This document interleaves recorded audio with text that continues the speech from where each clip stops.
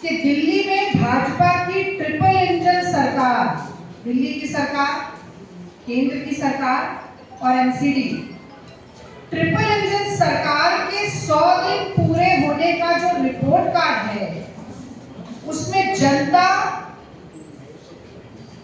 दे रही है नील बटा सन्नाटा, शून्य और सिफर, यानी कि एक बहुत बड़ा जीरो।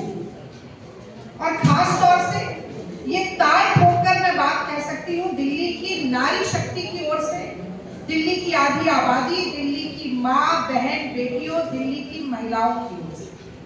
और वो इसलिए मैं कहती हूँ क्योंकि बहुत सब्ज बाग दिखाए गए, बहुत बड़े बड़े वादे किए गए, बहुत सुनहरे सपने दिखाए गए प्रचार के दौरान भारतीय जनता पार्टी की ओर से और देश के स्वयंभू महामानव यशस्वी प्रधानमंत्री नरेंद्र मोदी जी की तरफ से, जो कि गारंटी लेकर आए थे।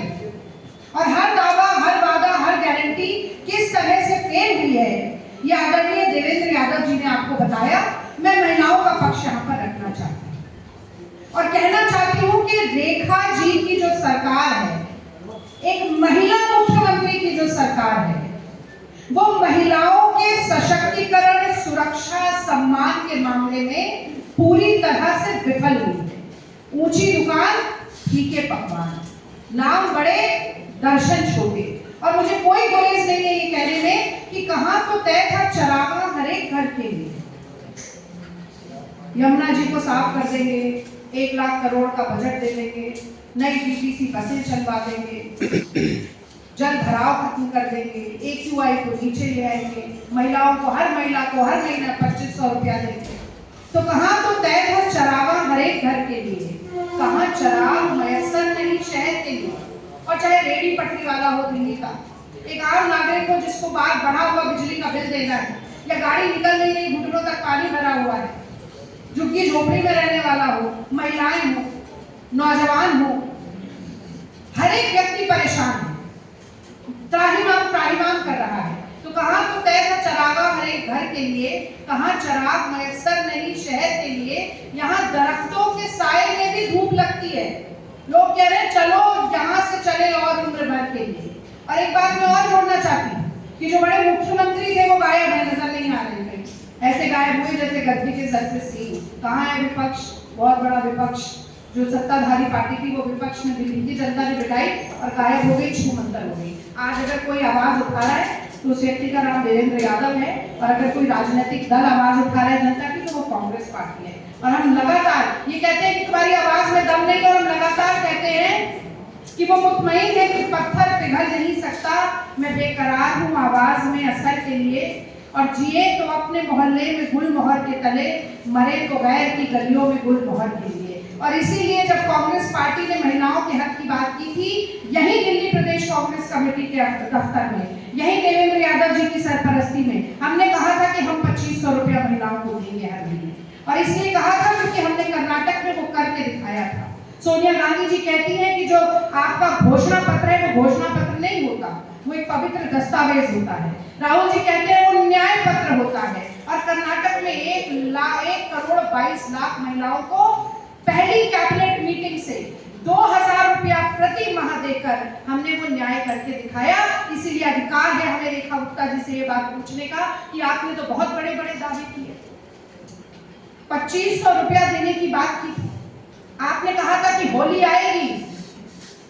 आएगी और मुफ्त का गैस सिलेंडर दिया जाएगा। कहां है वो गैस सिलेंडर, ये दिल्ली की महिलाएं पूछ रही हैं आपसे। आपने कहा था 500 रुपए में गैस सिलेंडर दिया जाएगा, 50 रुपए का दाम बढ़ जाता है। दिल्ली की महिलाएं पूछ रही हैं कि ऐसा क्यों हमारे साथ कर रहे हैं। महंगाई की मार न सिर्फ महिलाओं का बजट बिगाड़ती है, न सिर्फ उनकी पेट पर लात मारती है, न सिर्फ उनकी कमर तोड़ती है, बल्कि आज स्थिति यह है कि दिल्ली और देश की महिलाएं 22% बढ़ावा आया है कि अपना सोना गिरवी रखकर, अपना मंगलसूत्र गिरवी रखकर अपने घर का खाना और बजट संभालने के लिए मजबूर हो गए हैं। रेखा गुप्ता जी, महिला मुख्यमंत्री होने के नाते आपकी क्या जिम्मेदारी बनती थी। मुझे लगता है कल जब आप ये अपने छेद मिटाने के लिए जवाहरलाल नेहरू स्टेडियम में जश्न मनाने का काम करें तो इसका जवाब आप जरूर दीजिएगा। और एक दस्तावेज मेरे पास है, उसकी भी कॉपी आपको मिलेगी। भाई साहब ने, देवेंद्र यादव जी ने ये बात बताई। उन्होंने कहा कि अंतरराष्ट्रीय महिला दिवस के दिन कैबिनेट की मीटिंग होती है। ये वो दिन था जिस दिन से 2500 रुपया अकाउंट में जाना था। तो अब क्रोनोलॉजी आप भी समझिए कि जिस दिन पैसा जाना था उस दिन मीटिंग कर ली, और मीटिंग में क्या कहा कि देखिए हम पैसा आवंटित कर देंगे, इसके कुछ नियम बनने हैं, और क्या नियम होंगे, क्या रूल रेगुलेशन होंगे, किस तरह से होगा। पहले तो कोई शर्त नहीं थी, पर वो आप देखते ना जब बड़े बड़े विज्ञापन आते हैं तो नीचे लिखा होता है टर्म्स एंड कंडीशंस अप्लाई, और इस तरह से लिखा होता है कि नजर उस पर न जाए। तो अब जब सरकार बन गई, जब जनता ने विश्वास करके वोट दे दिया, उसके बाद अब कह रहे हैं नियम बनाएंगे। नियम बनाने के लिए कमेटी बनाएंगे।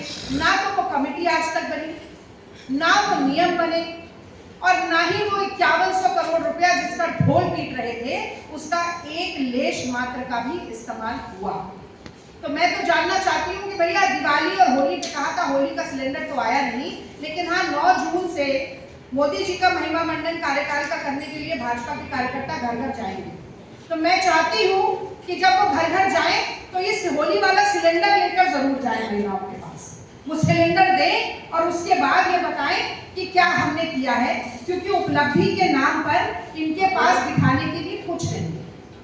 और अंतिम बात मैं कहना चाहती हूँ कि सुरक्षा महिलाओं की, आज देश की हालत ये है कि जो नारा दिया गया था बेटी बचाओ बेटी पढ़ाओ, भाजपा के देश और दिल्ली के राज में ये कहा जा रहा है बचेंगी बेटियां तभी तो पढ़ेंगी बेटियां।